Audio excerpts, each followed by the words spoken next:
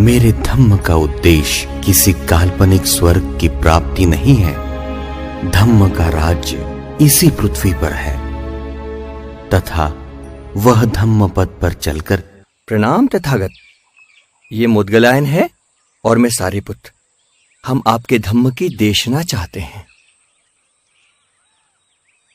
एहि भिक्खवे।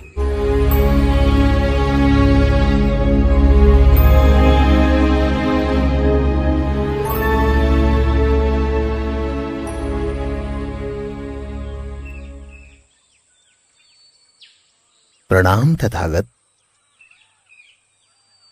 आज मेरे जीवन की सारी इच्छाएं पूर्ण हुई। भगवान, आपसे अनुरोध है कि आप अपने संघ के साथ मेरे निवास पर आकर भोजन स्वीकार करें।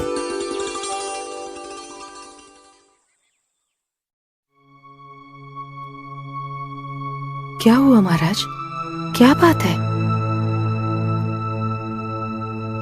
क्या बताएं रानी प्रजापति। जब से सिद्धार्थ गए हैं तब से मेरे कलेजे के टुकड़े टुकड़े हुए हैं। उसके विरह की काली छाया मेरे जीवन को अंधकार में बना रही है। ऐसा लगता है जैसे जीवन की मधुरता ही समाप्त हुई हो। मेरी दशा भी कुछ ऐसी ही है, परंतु ना जाने क्यों मेरा मन कहता है कि मेरा पुत्र जरूर आएगा और हमारे जीवन में रंग भर देगा। वो जरूर आएगा महाराज, जरूर आएगा। इसी आशा पर तो जी रहा हूं, इसी आशा पर कि एक न एक दिन हमारा पुत्र जरूर वापस आएगा, जरूर वापस आएगा। महाराज की जय हो। क्या बात है कालुदायन? हर्ष की बात है महाराज। हमारे कपिल वस्तु में राजकुमार सिद्धार्थ आए हैं। क्या? सिद्धार्थ कपिल वस्तु में? हमारा पुत्र आया है, सिद्धार्थ आया है। कहाँ है? कहाँ है सिद्धार्थ?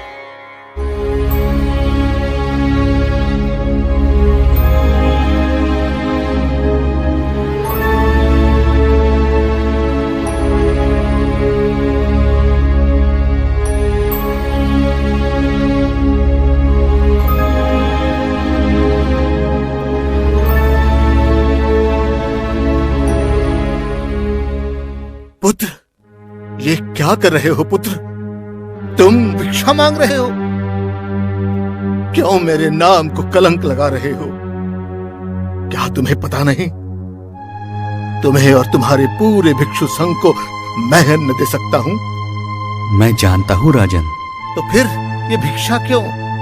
ये मेरे संघ की रीत है। परंतु तुम राजवंशी हो, राजकुमार हो तुम। नहीं, राजवंशी आप हो, मैं नहीं। मैं तो प्राचीन बुद्ध का वंश हूं। वह इसी मार्ग से अपना निर्वाह करते थे। सिद्धार्थ, मेरे पुत्र, अपने पिता के पास आओ। अब मैं वृद्ध हो गया हूं। इस वृद्ध पिता का पुत्र बनकर आधार बनो पुत्र, आधार बनो पुत्र, आधार बनो। चलो, चलो मेरे साथ। तुम्हारा सिंहासन तुम्हें पुकार रहा है। जो आप मुझे देना चाहते हो वो मेरे किस काम का? मेरे पास धम्म है जो कल्याणकारी है, सबसे श्रेष्ठ है, सभी दुखों से अलग है, जहां तृष्णा का कोई बीज बोया नहीं जाता, जहां लालसा का कोई स्थान नहीं, सबका कल्याण है, मंगल है, सभी प्राणी मात्र सुख से जिए। यही तो धम्म है। धम्म से बड़ा कोई सिंहासन नहीं। ठीक है पुत्र, परंतु मैं तुम्हें और तुम्हारे भिक्षु संघ को आज के भोजन के लिए निमंत्रित करता हूं और आशा करता हूं आप अवश्य आएंगे। हम अवश्य आएंगे राजन।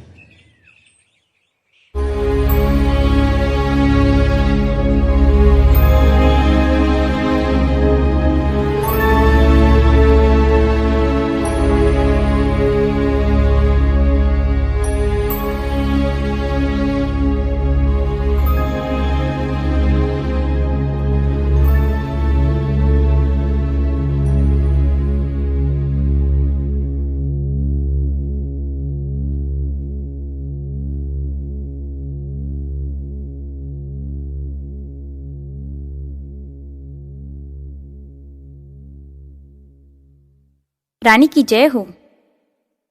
राजकुमार सिद्धार्थ अर्थात बुद्ध आए हैं और आपको बुलावा भेजा है। ठीक है, तुम जाओ। जी रानी जी।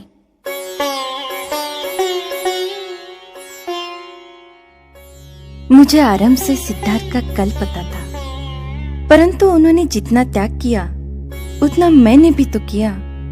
जितना वह जले उतनी मैं भी तो जली। फिर मैं ही क्यों जाऊं? संसार के लिए वो बुद्ध होंगे। मेरे लिए आज भी सिद्धार्थ है, मेरे पति है। वह यदि दुनिया के दुख समझ सकते हैं तो मुझे क्यों नहीं? वो जरा भी मेरे मन को समझते होंगे तो मेरे पास आएंगे। मैं क्यों जाऊं? यशोधरा, स्वामी आप।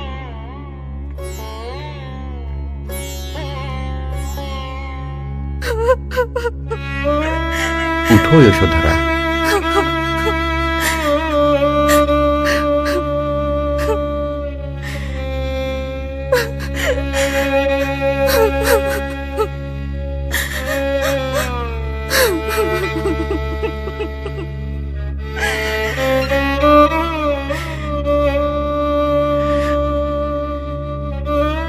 मैं यशोधरा की ओर से क्षमा मांगता हूं, परंतु यह उसका व्यवहार आपके प्यार के कारण है और ये क्षणिक नहीं है। आपको गए हुए 7 साल हो गए। उसने जब सुना कि आपने सभी अलंकारों सुगंधित द्रव्यों का त्याग किया तो उसने भी किया। आपने जब मिट्टी के पात्र में भोजन करना शुरू किया, वह भी एक ही समय, तो यह सुनकर यशोधरा भी एक ही समय भोजन करती है, वह भी मिट्टी के पात्र में। जब से आप गए तब से वो आज तक वैसा ही दिन बिता रही है। क्या हुआ माता, आपकी आंखों में आंसू? कुछ नहीं पुत्र, कुछ नहीं। आओ तुम्हें तुम्हारे पिता से मिलाती हूँ। मेरे पिता? मेरे पिता तो शुद्ध जन हैं, उनसे तो मैं रोज ही मिलता हूँ। नहीं पुत्र, ऐसा नहीं। महाराज शुद्धोधन तुम्हारे दादाजी हैं। तुम्हारे पिता तो वो है। वो देखो तुम्हारे दादाजी के साथ है। परंतु माता, आज तक मेरे पिता कहाँ गए थे? क्या कर रहे थे? क्या उन्हें मेरी याद नहीं आई? क्या वो तुम्हें और मुझे, हम दोनों को भूल गए थे आज तक? बोलो ना माता, बोलो ना। ऐसा नहीं। आओ तुम्हें तुम्हारे पिता से मिलाती हूँ।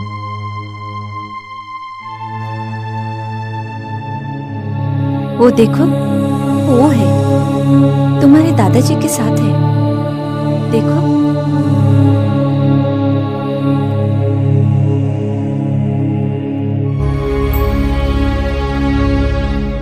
प्रणाम भगवान। मैं आनंद, यह भद्दी है, यह देवदत्त, यह महानमा तथा यह अनुरुद्ध, हम सब आपकी शरण चाहते हैं भगवान।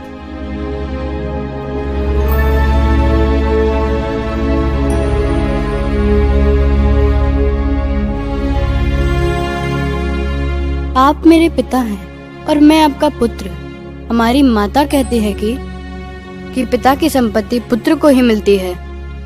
मैं तुम्हें सोना चांदी नहीं दे सकता, क्योंकि ऐसा धन संपत्ति मेरे पास नहीं है। मेरे पास आध्यात्मिक धन संपत्ति है। यदि तुम इसका जतन कर सकते हो तो मैं तुम्हें वो देने में समर्थ हूं। मेरा धम्म ही मेरी संपत्ति है।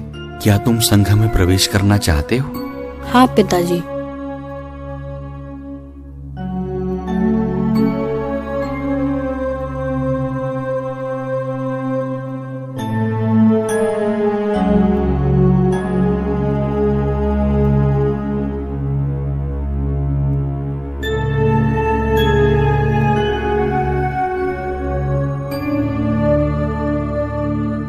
संसार दुखों का भंडार है और हम दुख भरे बेड़ी से कैदी है।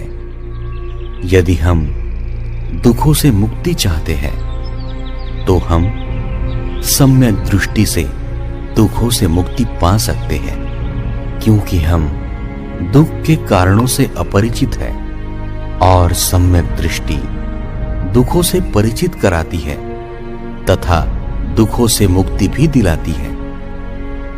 हे भगवान, मैं किसा गौतमी हूँ। ये मेरा पुत्र है।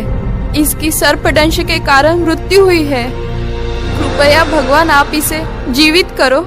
शांत हो बहन, तड़प शांत। रही थी किसा गौतमी पुत्र दुख से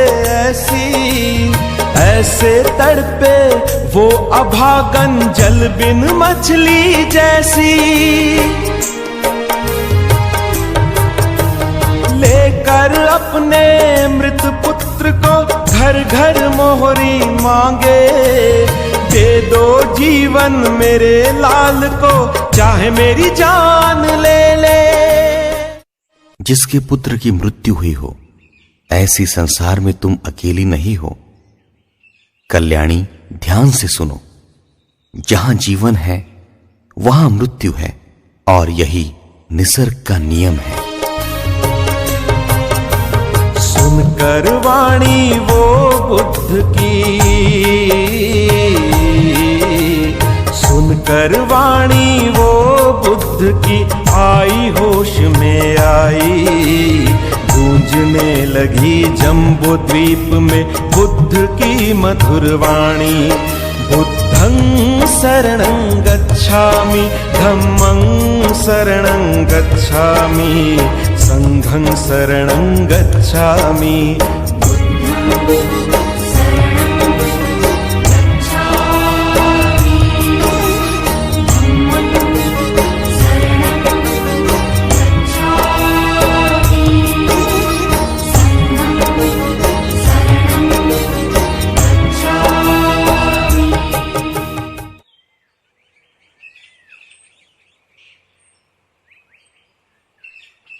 प्रणाम भगवन।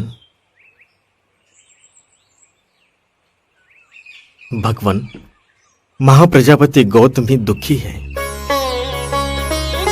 क्योंकि तथागत स्त्रियों को धम्म और विनय के अनुसार प्रवज्जित होने की आज्ञा नहीं देते। भगवान, कितना अच्छा होगा यदि स्त्रियों को भी उनकी इच्छानुसार प्रवज्जित होने की आज्ञा दी जाए। आनंद, तुम्हें अनेक बार कहा है कि स्त्रियों को प्रवज्जित होने की अनुमति नहीं दी जा सकती। भगवान, क्यों नहीं भगवान? क्या महाप्रजापति गौतमी ने सिद्धार्थ गौतम की विशेष सेवा नहीं की? उन्होंने सिद्धार्थ गौतम का पालन पोषण किया, उन्होंने अपना दूध पिलाया, फिर उनको प्रवज्जा देने में क्या अड़चन है? आनंद, आनंद। भगवान, ब्राह्मणों का यह मत है कि शूद्र और स्त्री दोनों मोक्ष प्राप्त नहीं कर सकती, तो क्या तथागत का भी यही मत है? आनंद, ऐसा नहीं है। मैं पुरुष तथा स्त्रियों के बीच भेद नहीं करता।